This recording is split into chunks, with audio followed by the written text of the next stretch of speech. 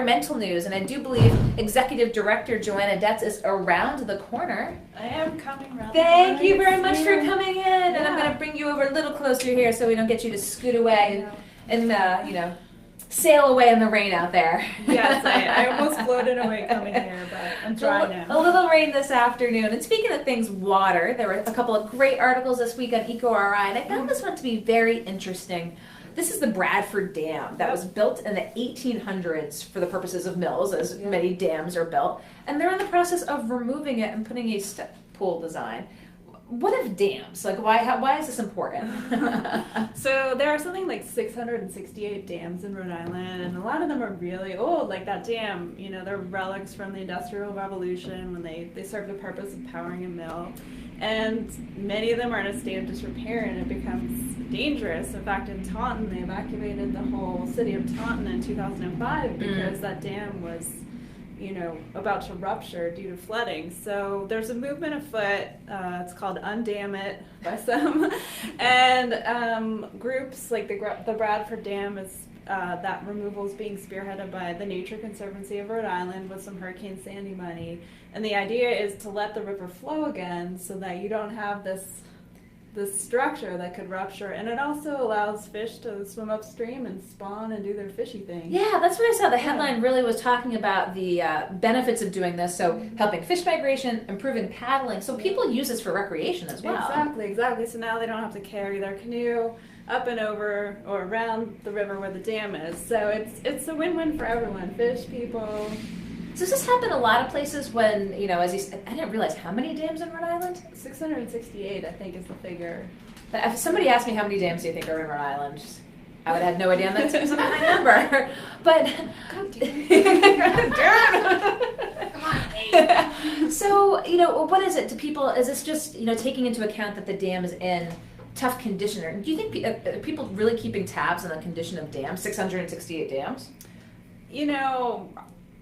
Look at the roads. I mean, that doesn't make me feel good. Yeah, so it's an infrastructure problem.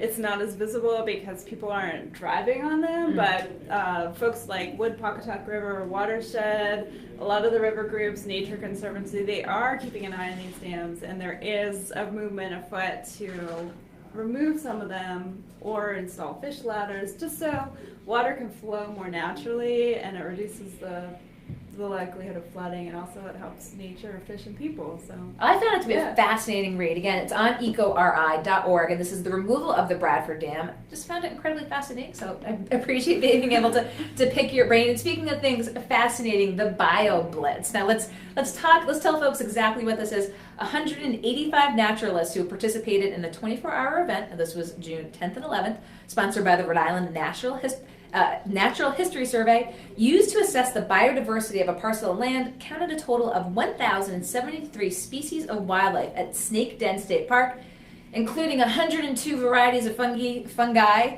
which beat the previous record of 88. Now, were you there for the BioBlitz? I was there a couple of years ago. I wasn't there for this one, so I wasn't there for the record-breaking fungi count, but it's a sight. It's like a shopping spree for naturalists. There's a bell that goes, or actually a horn that goes off, and they have 24 hours to count species in that area, and so it's off to the races, and it's quite something. People really get into it. Well, 185 people who turn out for it. Yeah. I mean, how important is this? I mean, people, you need to know what species are in certain places. Absolutely, and I think the remarkable thing about this year's count was that they did it in Johnston, which is pretty close to Providence. They usually pick a more pristine area like Little Compton or Gloucester, and so the number of species that they found so close to Providence is pretty incredible.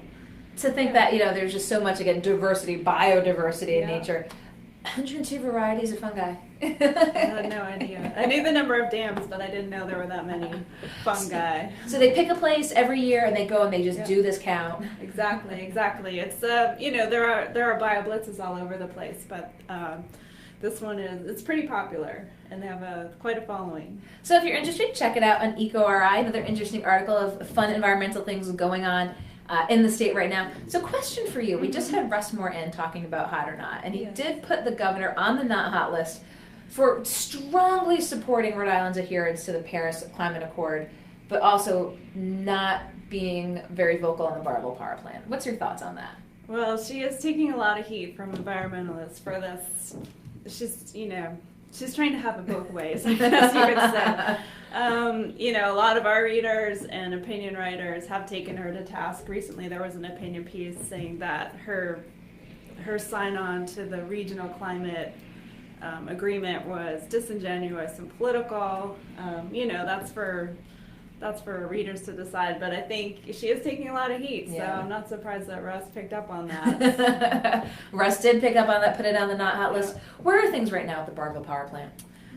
So there's a bill that's moving its way through the State House, and this bill would make it so that the Burrowville Power Plant would not be allowed. There was a hearing the other day in which the town of Burrowville took some heat from state senators questioning why they took a $1 million tax agreement when they intended to fight the power plant. And I think the answer is that they're protecting themselves. In case this does go through, they want that tax agreement, and they were in a position of power to get it before these hearings started. So we'll see how this shakes out at the State House. It's interesting. It's still very political. Anything else up at the State House you're keeping an eye on? Bills. It's the end of the season, so it's kind of the mad rush. There's every year there's a bill banning battery cages that tries to make its way through. It's gone a little farther this year. We'll see if that comes to fruition. What kind of cages? Battery cages. They're microwave-sized cages that are used to house chickens. Yes. And animal rights activists do not like them.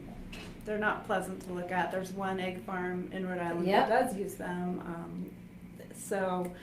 And they're big players, so they've lobbied hard against this bill. So what's their argument? They say that they need it for just food production purposes? They say their argument is that it's actually safer for the hens to be enclosed rather than out in the open where they can fight and peck at each other, and that it would cause an undue economic burden on them if they had to get rid of these cages. Now, what's the breakdown? So when you go to the supermarket and you go to either a regular one or a Whole Foods, does it say? It says it on you can see where you're getting your eggs from in a lot of instances. Can you not? You can see, but you don't know what the practices are. I mean, it may say cage free, but that doesn't mean the chickens have been raised humanely. I mean, we talk about this as a staff a lot, and there's been a lot written about it, but I guess the best way to know that your eggs are from happy chickens is to see the farm where they're coming from. And oftentimes those eggs cost $7 a dozen, so they're not trade-off. They're not the very economical eggs that you see mostly at the markets, and I'm sure you can find a lot of that information out online if you're interested. Absolutely.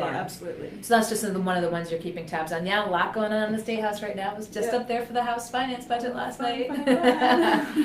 And of course, we're going to keep tabs on all things going on at EcoRI, but I'm glad you were able to come in today. Yeah, Frank Carini usually comes in, but as we joked, his better half was able to scoot in today. But we wish Frank well, so we're going to say hi to you. Frank, we love you too. Joanna, I appreciate your coming in again today. Wish you a great weekend. Be careful in the weather out there. Be safe. I will not float away. Don't float away. I'm sure you could. So thank you for coming in. Okay. Joanna Detz with EcoRI, the executive director of the environmental organization that produces environmental journalism here in the state. Had a few interesting articles. You might not know some things going on. A removal of a dam, the Bradford Dam in Bradford, of course, Rhode Island, and how all these dams, I think she said 668 dams across the state. Now, this one was in a little bit of disrepair, and she was talking about how it makes an environmental impact to remove them, help some fish migration, and actually for paddling purposes as well. And a recent event that took place, a Bio Blitz event, basically taking tabs and counts on species of particular areas in the state. We were talking in the green room a little bit, and she was like, oh, it's just, it's like nerd central, it's great. But, it's when people turn out and, again, count and take stock of what's going on here in the state, it's awesome and interesting to read about. So ecori.org. Make sure you check them out and let us know if there's anything you want us to talk about when we have EcoRI here in the studio.